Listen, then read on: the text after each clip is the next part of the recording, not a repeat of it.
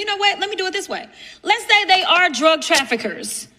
Do you believe that it is constitutional for the United States to blow up people that are accused of being drug traffickers? What you're about to hear is not just another tense exchange. It's a moment where law, emotion, and political strategy collide in real time. And it matters because it exposes something deeper than the surface argument. It reveals how narratives are built, how pressure is applied, and how positions are framed for the public. This confrontation centres on a fundamental question. What defines war? What defines legality? And who gets to decide when force is justified? But beneath that, there's something even more important. The struggle to control the moral high ground. Because when a political figure invokes cost, constitutional limits, and human consequences all at once, they are not just asking questions, they are constructing a case and trying to force their opponent into a corner where any answer carries political risk, and that's exactly why this exchange is worth watching closely. Not just for what is said, but for how it's said, and what it's designed to make you feel and conclude. So take a look at the full moment, uninterrupted, and then we'll break down exactly what's happening beneath the surface. I'm going to start with Tupac. We're going to start with the fact that Tupac famously said, for those of you that didn't necessarily listen to rap, that we've got money for war, but we can't feed the poor. And the reason that I bring this up is for two reasons. Number one, in order to get Maduro, the estimated cost is $3 billion. I can guarantee you that a lot of Americans would say, yes, there's a valid warrant and things like that, but for the cost of $3 billion, let's put our money somewhere else. Number one.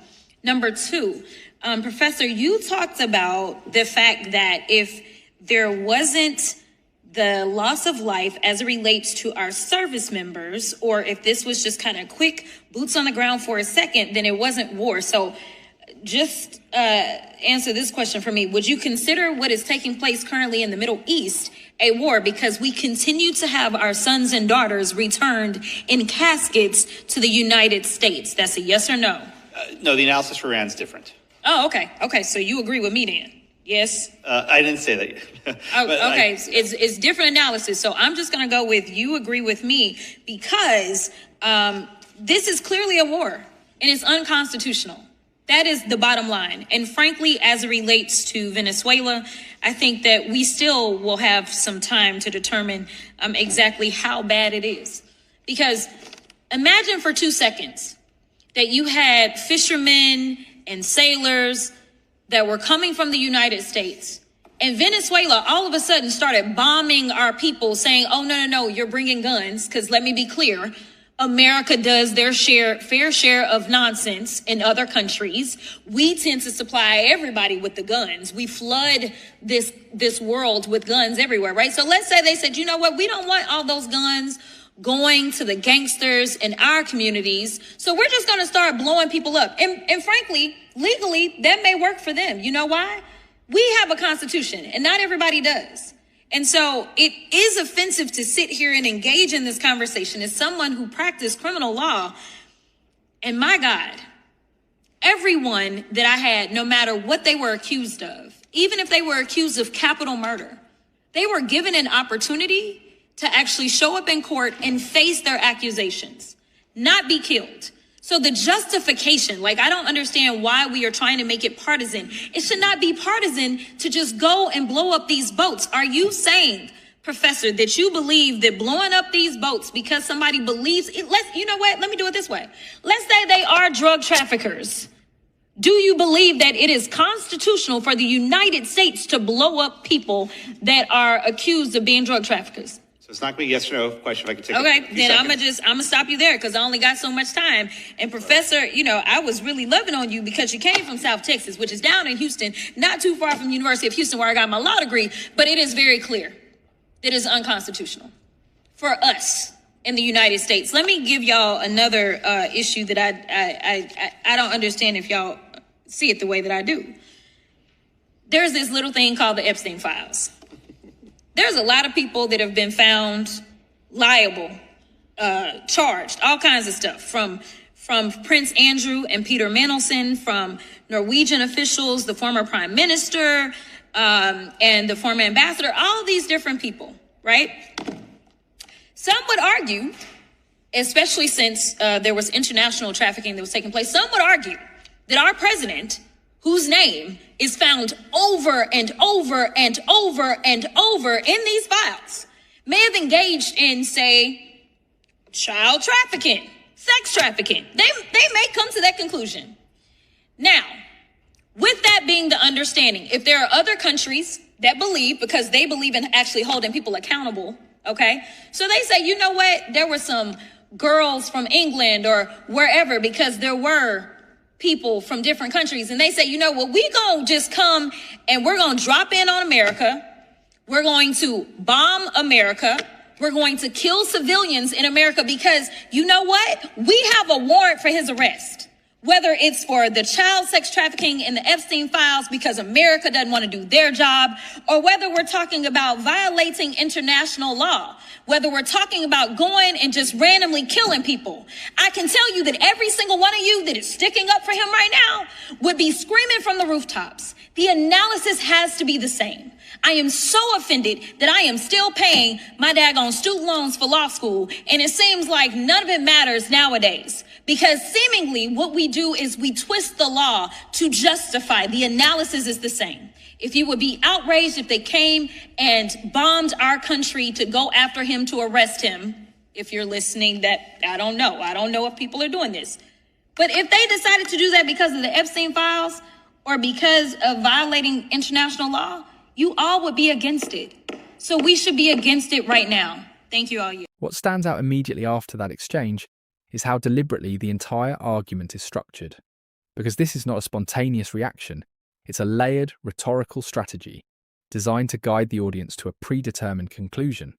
The opening reference sets the tone in a very calculated way, invoking a cultural figure to frame the issue around priorities, war spending versus domestic need. And that matters because it immediately shifts the discussion from policy specifics to moral judgment. From there, the questioning moves into a legal framework. But notice how the legal argument is not presented as open-ended analysis. It's framed as something already decided, something obvious, something the audience is meant to agree with before the expert even responds. And this is where the pressure begins to build, because the insistence on yes or no answers is not about clarity, it's about control. It limits nuance. It restricts the ability to explain complexity, and it forces the other side into a defensive posture. When the expert resists that binary framing, the response is immediate. The answer is reframed, interpreted, and effectively overridden. And that's a key moment, because it shows that the goal's not to extract information, it's to assert dominance over the narrative. The argument then escalates by introducing hypothetical scenarios, and this is a classic rhetorical move because hypotheticals allow the speaker to simplify complex geopolitical realities into emotionally charged comparisons. By reversing roles and imagining foreign powers acting against the United States, the speaker taps into a shared emotional instinct, outrage, fear, and a sense of injustice. And that emotional framing is powerful because it bypasses technical legal debate and moves straight into moral intuition. If it feels wrong when applied to us, it must be wrong when we do it. But what's also happening here is a blending of legal reasoning with emotional appeal. The reference to constitutional rights, due process, and personal experience in criminal law adds credibility. It signals authority, but it also reinforces the idea that the current situation violates fundamental principles. Then comes a sharp pivot.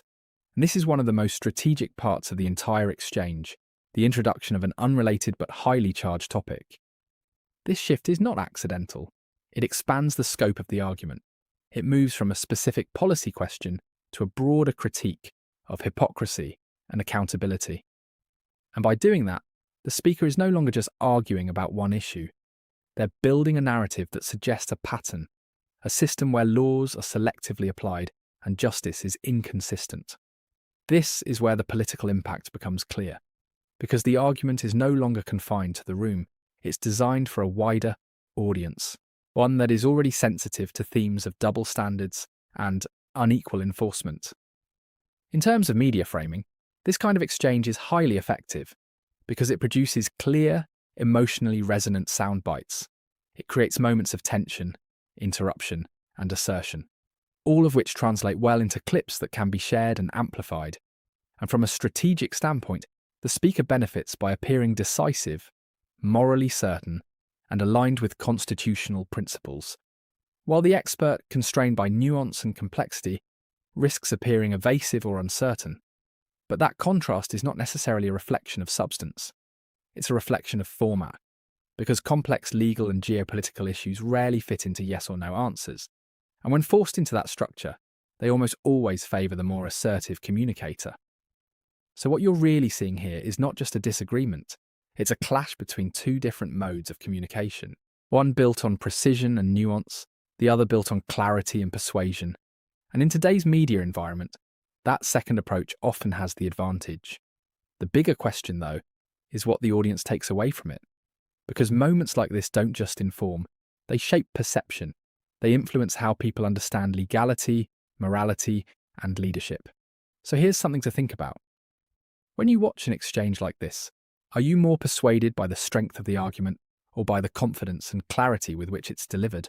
And more importantly, should complex issues like war and constitutional authority ever be reduced to simple yes or no answers? Let me know what you think. And if you want more breakdowns like this that go beyond the surface and into the strategy behind the moments, make sure to subscribe and stay tuned for the next analysis.